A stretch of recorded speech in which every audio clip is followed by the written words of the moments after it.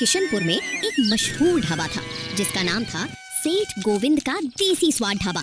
सुबह से रात तक वहाँ ग्राहकों की भीड़ लगी रहती थी, लेकिन लोग सिर्फ ढाबे के नाम से नहीं बल्कि एक इंसान के हाथ का जादू चखने आते थे। उस इंसान का नाम था रामचरण काका। उनकी बनाई बिहारी स्टाइल देसी मटन करी पूरे इलाके में मशहूर थी। सरसों के तेल में भुने मसाले, लकड़ी की धीमी आंच, मिट्टी की हांडी और काका का खास देसी मसाला, यही उनकी पहचान थी। लोग 20-20 किलोमीटर दूर से सिर्फ उनकी मटन करी खाने आते थे। काका, आपकी मटन करी का स्वाद कहीं और नहीं मिलता। हर महीने एक बार तो यहाँ आना ही पड़ता है। सेठ जी, इस ढाबे की असली पहचान तो रामचरण काका हैं। इनके हाथ का खाना खाकर घर का स्वाद याद आ जाता है। रामचरण, तुम्हारी मेहनत, ईमानदारी और हाथों के स्वाद की वजह से ही आज हमारा ढाबा पूरे इलाके में मशहूर है। सेठ जी, ये सब आपकी मेहरबानी है। मैं तो बस अपना काम पूरी ईमानदारी और दिल लगाकर करता हूँ। ढाबे के मालिक सेठ गोविंद भी रामचरण काका की बहुत इज्जत करते थे, लेकिन काका की जिंदगी आसान नहीं थी। कई साल पहले उनकी पत्नी का बीमारी से निधन हो चुका था। अब उनका एक ही बेटा था, अर्जुन, जो पढ़ाई और नौकरी की तलाश में शहर चला गया था। उसी ढाबे पर भोला राम नाम का एक आदमी भी काम करता था। वो ग्राहकों को खाना परोसता, मेजें संभालता और ढाबे का बाकी सारा काम बड़ी मेहनत से करता था। लेकिन उसके मन में एक बात हमेशा चुभती रहती थी। ढाबे पर आने वाला हर ग्राहक सिर्फ रामचरण काका की ही तारीफ करता था। एक दिन कुछ ग्राहक खाना खाते हुए आपस में बातें करने लगे। अरे भाई, जरा एक प्लेट मटन करी और देना। सच कहूँ, ऐसा लाजवाब स्वाद मैंने आज तक कहीं नहीं चखा। हर बार यहाँ आता हूँ तो सिर्फ रामचरण काका के हाथों की मटन करी खाने के लिए ही आता हूँ। सच कहा, रामचरण काका के हाथों में तो जैसे जादू है। उनके हाथों की बनी मटन करी का स्वाद एक बार जो चख ले, वो बार बार यही खिंचा चला आता है। बिल्कुल सही कहा आपने। रामचरण काका हमारे ढाबे की शान है। उनके हाथों का स्वाद ही इस ढाबे की असली पहचान है। दूर दूर से लोग सिर्फ उनकी बनाई मटन करी खाने के लिए यहाँ आते हैं। जब तक ये बूढ़ा यहाँ है, कोई मेरी काबिलियत नहीं देखेगा। हर कोई बस इसी की तारीफ करता रहेगा। अब बहुत हो गया। कुछ ऐसा करना होगा कि इसकी सारी वाहवाही हमेशा के लिए खत्म हो जाए।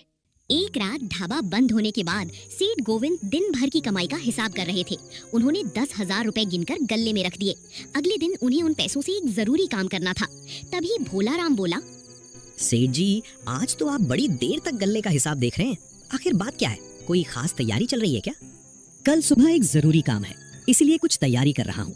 बाकी बात समय आने पर पता चल ही जाएगी। ठीक है सेठ जी, जैसा आप ठीक समझें। लेकिन उसकी नजर बार बार गल्ले पर ही जा रही थी। कुछ देर बाद सेठ गोविंद घर चले गए। रामचरण काका भी रसोई की सफाई पूरी करके बोले, अच्छा भोला राम, अब मैं चलता हूँ। कल सुबह जरा जल्दी आ जाना, कुछ काम भी है और ढाबा भी समय पर खोलना है। जी काका, आप बिल्कुल चिंता मत कीजिए। कल सुबह मैं समय से पहले ही आ जाऊंगा। रामचरण काका के जाते ही भोला राम के चेहरे पर एक चालाक मुस्कान फैल गई। बस अब असली खेल शुरू होगा। देखते हैं कल इस ढाबे में क्या क्या होता है। रात के सन्नाटे में गल्ले से 10,000 रुपए निकाले और रामचरण काका की कोठरी में जाकर पुराने लोहे के संदूक के कपड़ों के नीचे छिपा दिए।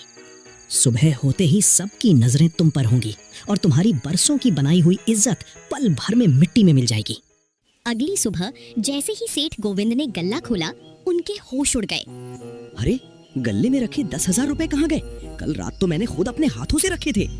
उनकी आवाज सुनकर रामचरण काका और भोला राम दोनों आ गए। गल्ले से पूरे 10,000 रुपए गायब हैं। समझ में नहीं आ रहा आखिर ये पैसे गए तो गए कहाँ? भोला राम तुरंत बोला, सेठ जी, मैं बिना सबूत किसी पर इल्जाम नहीं लगाना चाहता था, लेकिन कल रात मैंने रामचरण काका को गल्ले के पास से अपनी कोठरी की तरफ जाते देखा था। रामचरण काका चौंक गए। ये बिल्कुल झूठ है। मैं तो अपना गमछा उठाकर सीधे घर चला गया था। मैंने गल्ले को हाथ तक नहीं लगाया। अगर सच में तुम बेगुनाह हो तो अपनी कोठरी और संदूक दिखाने में आखिर क्या परेशानी है? बिल्कुल नहीं। अगर इससे सच्चाई सामने आती है तो आइए अभी मेरी कोठरी और संदूक देख लीजिए। तीनों कोठरी में पहुंचे। सेठ गोविंद ने संदूक खोला, ऊपर रखे कपड़े हटाए और नीचे 10,000 रुपए रखे मिले। सेठ गोविंद गुस्से से बोले, रामचरण, ये क्या है? ये 10,000 रुपए तुम्हारे संदूक में कैसे आए? रामचरण काका की आंखें भर आईं। मुझे नहीं पता ये पैसे यहाँ कैसे आए। मैं भगवान की कसम खाकर कहता हूँ, मैंने चोरी नहीं की। किसी ने मुझे फंसाया है। सेठ जी, अब तो रुपये भी मिल गए। इससे बड़ा सबूत और क्या चाहिए? अब तो साफ है कि गल्ले के पैसे यहीं छिपाए गए थे। रामचरण काका उसकी तरफ देखकर बोले, भोलाराम, तुम मुझे अच्छी तरह जानते हो। मैंने पूरी जिंदगी ईमानदारी से काम किया है। मैं ऐसा नीच काम कभी नहीं कर सकता। रामचरण, मैंने तुम पर सबसे ज्यादा भरोसा किया था, लेकिन आज वही भरोसा टूट गया। आज से इस ढाबे में तुम्हारे लिए कोई जगह नहीं है। सेठ जी, मैंने चोरी नहीं की। मैं हाथ जोड़कर कहता हूँ, एक बार मेरी बात पर विश्वास कर लीजिए। मैं कभी आपकी मेहनत की कमाई पर नजर नहीं डाल सकता। लेकिन सेठ गोविंद ने उनकी एक ना सुनी। रामचरण काका ने आखिरी बार अपनी रसोई को देखा, गमछा उठाया और नम आंखों से ढाबा छोड़ दिया। कुछ ही दिनों में पूरे गांव में खबर फैल गई, रामचरण काका ने ढाबे से चोरी की है। जिस इंसान की कभी हर कोई इज्जत करता था, अब लोग उससे दूरी बनाने लगे। भैया, कोई छोटा मोटा काम मिल जाए तो बता दीजिए। मैं मेहनत से कभी पीछे नहीं हटूंगा। बस 2 वक्त की रोटी का सहारा मिल जाए। रामचरण, काम तो है, लेकिन गांव में तुम्हारे बारे में जो सुना है, उसके बाद मैं तुम्हें नहीं रख सकता। काका चुपचाप वहां से लौट गए। दूसरे दिन वो एक खेत मालिक के पास पहुंचे। मालिक, कोई मजदूरी का काम मिल जाए तो बता दीजिए। जितना काम कहेंगे पूरी ईमानदारी और मेहनत से करूंगा। माफ करना काका, मैं कोई जोखिम नहीं लेना चाहता। आप किसी और जगह कोशिश कर लीजिए। लगातार ठुकराए जाने के बाद काका पूरी तरह टूट चुके थे। एक शाम घर में सिर्फ थोड़ा सा आटा बचा था। तभी शहर से अर्जुन घर पहुंचा। उसने पिता की उदास हालत देखी और घबरा गया। पापा, ये सब कैसे हो गया? आपने मुझे पहले क्यों नहीं बताया? अगर मुझे जरा भी पता होता तो मैं आपको इस हालत में कभी अकेला नहीं छोड़ता। बेटा, मैं नहीं चाहता था कि तू अपनी नौकरी छोड़कर मेरे लिए परेशान हो। मुझे लगा एक दिन सब ठीक हो जाएगा, इसलिए मैंने तुझसे कुछ नहीं कहा। पापा, नौकरी तो फिर से मिल जाएगी, लेकिन अगर आप अकेले दुख सहते रहे तो मैं खुद को कभी माफ नहीं कर पाऊंगा। अब मैं आपको एक पल के लिए भी अकेला नहीं छोड़ूंगा। काका की आंखें भर आईं। लेकिन बेटा, हमारे पास बचा ही क्या है? न काम है न पैसे। ऐसे में हम नई शुरुआत कैसे करेंगे? हिम्मत बची है पापा, और वही हमारी सबसे बड़ी पूंजी है। अब हम दोनों मिलकर नई शुरुआत करेंगे। अगले ही दिन पिता और बेटा बैठकर नया रास्ता सोचने लगे। पापा, शहर से मैं थोड़ी बचत लेकर आया हूँ। अगर आप साथ दें तो हम अपना काम शुरू कर सकते हैं। लेकिन बेटा, इतने पैसों में क्या होगा? क्या इससे सचमुच हमारी नई शुरुआत हो पाएगी? आप चिंता मत कीजिए पापा, थोड़ा पैसा मैं लगाऊंगा और बाकी का भी हम किसी ना किसी तरह इंतजाम कर लेंगे। मेहनत करेंगे तो सब फिर से ठीक हो जाएगा। काका ने अपनी बरसों पुरानी साइकिल बेच दी। दोनों ने पैसे जोड़कर गांव के बस स्टैंड के पास एक छोटा सा ठेला तैयार कर लिया। ठेले के ऊपर बड़ा सा बोर्ड लगाया गया, रामचरण काका की असली बिहारी देसी मटन करी। सुबह होते ही दोनों काम में जुट गए। पापा, आप आराम से मटन करी बनाइए, रोटियों की चिंता मत कीजिए, वो मैं संभाल लूंगा। आज से हम दोनों मिलकर इस ठेले को सफल बनाएंगे। ठीक है बेटा, आज लोगों को फिर से वही पुराना स्वाद चखाएंगे। एक बार जिसने हमारी मटन करी खाई, वो इसे कभी नहीं भूल पाएगा। अर्जुन तंदूर पर गर्मा गर्म रुमाली और तंदूरी रोटियां बनाने लगा। उधर काका मिट्टी की हांडी में सरसों के तेल, भुने मसालों, लहसुन, प्याज और अपने खास देसी मसाले के साथ मटन करी तैयार करने लगे। कुछ ही देर में खुशबू पूरे बस स्टैंड पर फैल गई। एक राहगीर ठेले के सामने रुक गया। अरे भाई, इतनी लाजवाब खुशबू कहाँ से आ रही है?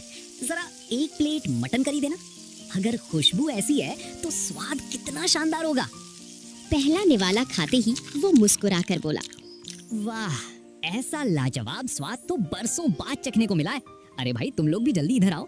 एक बार ये मटन करी खाओगे तो बार बार यहीं आने का मन करेगा। देखते ही देखते और ग्राहक आने लगे। शाम तक ठेले के सामने लंबी लाइन लग चुकी थी और कई दिनों बाद रामचरण काका के चेहरे पर फिर से मुस्कान लौट आई। उधर रामचरण काका के जाने के बाद सेठ गोविंद ने पूरी रसोई की जिम्मेदारी भोलाराम को दे दी। भोलाराम, अब पूरा ढाबा तुम्हारे भरोसे है। मेहनत और ईमानदारी से काम करना और ग्राहकों को शिकायत का एक भी मौका मत देना। सेठ जी, अब लोग रामचरण काका को भूल जाएंगे। आप बस मुझ पर भरोसा रखिए। मैं ऐसा खाना बनाऊंगा कि हर ग्राहक मेरे स्वाद की ही तारीफ करेगा। तभी एक ग्राहक वहां आया। उसने मटन करी की एक प्लेट मंगवाई। पहला निवाला खाते ही वो ठिठक गया। अरे भाई, ये मटन तो अभी ठीक से पका ही नहीं है, इसे वापस ले जाओ। ऐसी मटन करी मैं नहीं खा सकता। माफ कीजिए, अभी आपके लिए दूसरी प्लेट लेकर आता हूँ। इस बार शिकायत का मौका नहीं मिलेगा। तभी एक दूसरे ग्राहक ने मटन करी का पहला निवाला खाया और अगले ही पल, अरे भाई, ये इतनी तीखी करी किसने बनाई है? क्या इसमें पूरी मिर्च की बोरी ही उड़ेल दी है? मेरा तो मुंह ही जल गया। और ये क्या है? इसमें नमक इतना ज्यादा किसने डाल दिया? मटन करी कम, नमक ज्यादा लग रहा है। भोला राम परेशान होकर बोला, आज मुझसे थोड़ी गलती हो गई, आप एक मौका और दीजिए, कल से आपको कोई शिकायत का मौका नहीं मिलेगा। लेकिन अगले दिन भी हाल नहीं बदला। पहले जैसा स्वाद न मिलने पर ग्राहक निराश होकर लौटने लगे। हर किसी को रामचरण काका के हाथों की मटन करी याद आने लगी। एक बुजुर्ग ग्राहक उठते हुए बोला, चलो भाई, अब यहाँ खाने में पहले वाली बात नहीं रही। बेहतर होगा रामचरण काका का पता लगाते हैं। ये सुनकर सेठ गोविंद चौंक गए। शाम को उन्होंने भोला राम को बुलाया। भोला राम, ये आखिर क्या हो रहा है? रोज रोज ग्राहकों की शिकायतें बढ़ती जा रही हैं। आखिर गलती कहाँ हो रही है? सेठ जी, लोगों की आदत खराब हो गई है, हर बात में रामचरण काका को याद करते हैं। लोगों की आदत खराब नहीं हुई है भोला राम, बदल गया है तो सिर्फ खाने का स्वाद। सेठ जी, थोड़ा समय दीजिए, मैं पूरी मेहनत करूंगा, सब पहले जैसा ठीक हो जाएगा। मैंने भी यही सोचा था भोला राम, लेकिन हर दिन ग्राहक कम होते जा रहे हैं। अगर यही हाल रहा तो ढाबा चलाना मुश्किल हो जाएगा। दिन बीतते गए। जहाँ पहले ढाबे के बाहर लाइन लगती थी, अब कई कई घंटे तक एक भी ग्राहक नहीं आता था। एक दिन सेठ गोविंद हिसाब की कॉपी देखकर सिर पकड़कर बैठ गए। हे भगवान, इतना कर्ज हो गया, अब इसे कैसे चुकाऊंगा? समझ में नहीं आ रहा है कि क्या करूं। कुछ ही दिनों बाद लगातार बढ़ते घाटे के कारण ढाबा हमेशा के लिए बंद हो गया। भारी कर्ज में डूबे सेठ गोविंद को मजबूर होकर गांव छोड़कर शहर जाना पड़ा। उधर रामचरण काका का छोटा सा ठेला दिन ब दिन तरक्की करता जा रहा था। एक राहगीर रुक गया।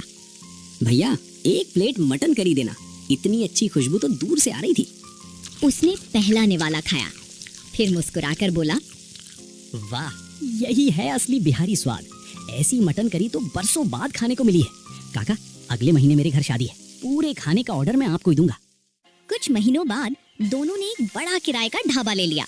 उनके हाथों का स्वाद फिर से लोगों की पहली पसंद बन गया और देखते ही देखते उनका ढाबा पूरे जिले में मशहूर हो गया। उधर भोला राम की हालत दिन ब दिन खराब होती गई। ना नौकरी बची, ना पैसे, ना इज्जत। एक दिन वो रोता हुआ रामचरण काका के ढाबे पर पहुंचा और उनके पैरों में गिर पड़ा। काका, मुझे माफ कर दीजिए। गले से 10,000 रुपए मैंने ही चुरा कर आपके संदूक में छिपाए थे। मैं आपकी इज्जत से जलता था। मेरी एक गलती ने आपकी जिंदगी बर्बाद कर दी। पापा, इसने आपके साथ इतना बड़ा धोखा किया है, इसे पुलिस के हवाले कर दीजिए, तभी इसे अपने किए की सजा मिलेगी। भोला राम, गलती मानने के लिए भी हिम्मत चाहिए। अगर तुम्हें सच में अपने किए पर पछतावा है तो कल से यहीं काम पर आ जाना।